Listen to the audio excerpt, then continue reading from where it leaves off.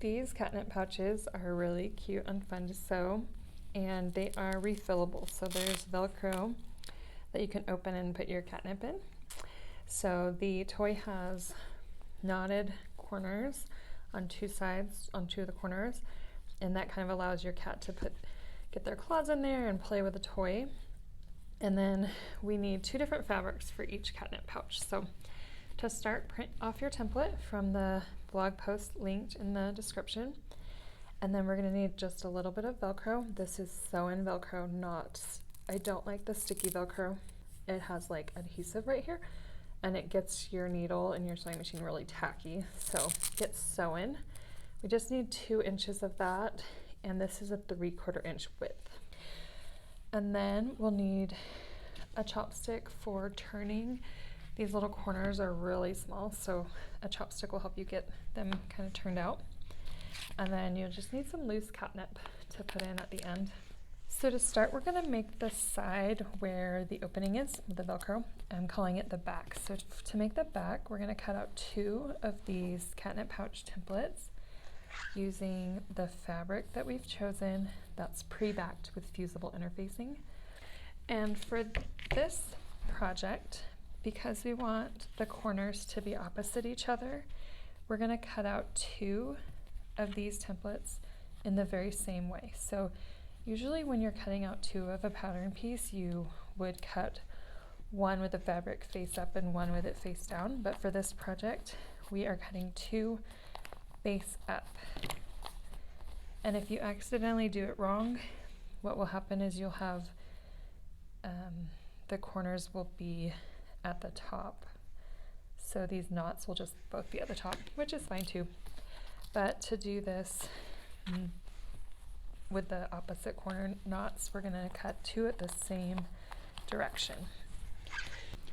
So when you've cut out 2 pieces for the back, we're gonna start with these. And the other side, the front, we're just gonna lay your fabric aside for this because we're gonna use our assembled back as a template for the front. So the first step here is to fold under 3/4 inches on either side. And these are shown, this is shown on your pattern piece. We're gonna fold it up and press it in place. And then this little box here is where we're gonna put the Velcro.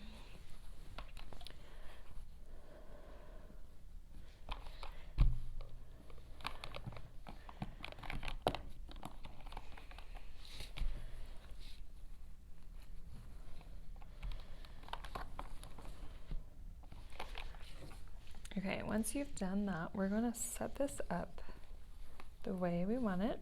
So these are going to overlap 3/4 inches, which will give us room for our Velcro.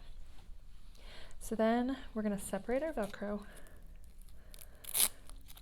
and put one side on the top here of this pattern piece and one on the inside of the other pattern piece. And that way they'll stick together to create that opening.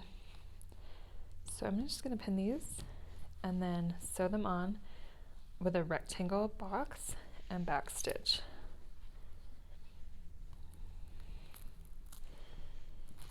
When your Velcro is sewn on, we're gonna put them together with the Velcros together to overlap the pouch opening.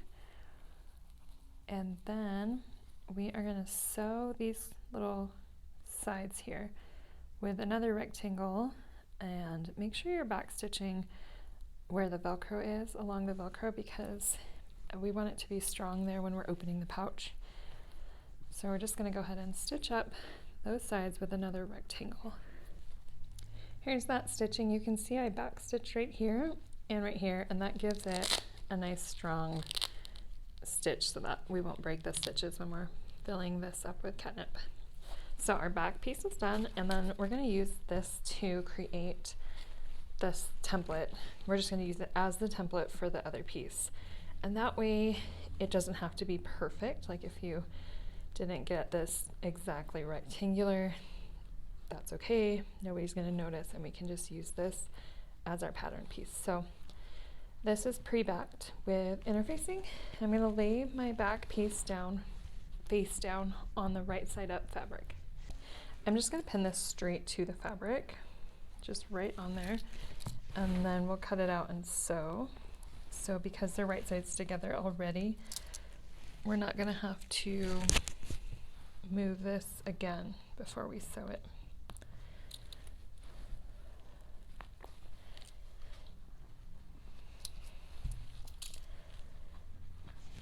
Okay, so once it's pinned on there, just trace it around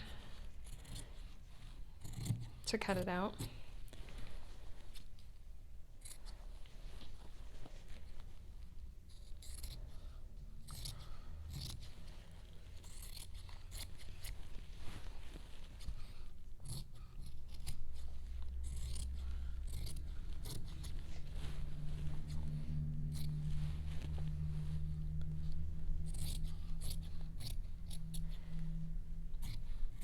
And now we're going to sew around this whole thing, the whole pouch, with a 1/4 inch seam allowance.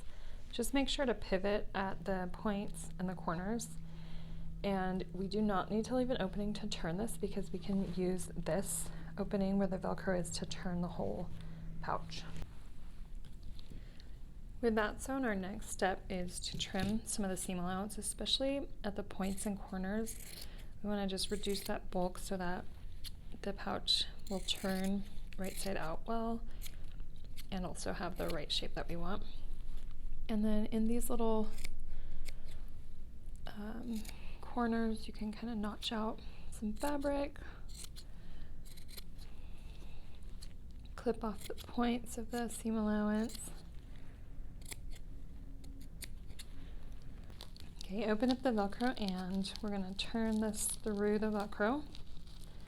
It's a little bit tight, but you'll be able to do it, especially if you have a point turner. I'm using a chopstick.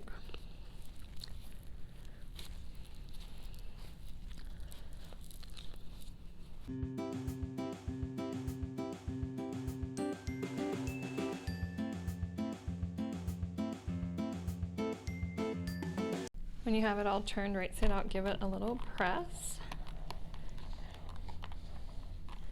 And then we're going to tie these corners into a knot.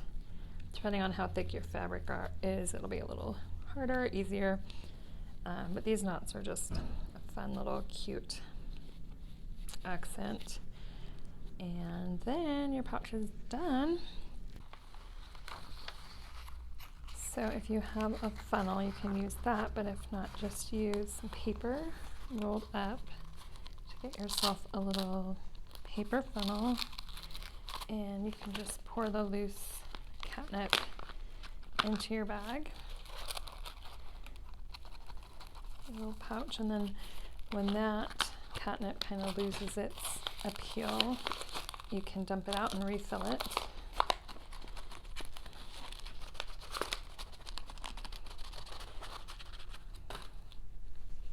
And this Velcro, since it's 3/4 inch, it's pretty secure, so it won't really just fall out. And since we've interfaced it, hopefully your cat won't claw through and create holes. But that's your catnip pouch, so I hope you have fun with that project.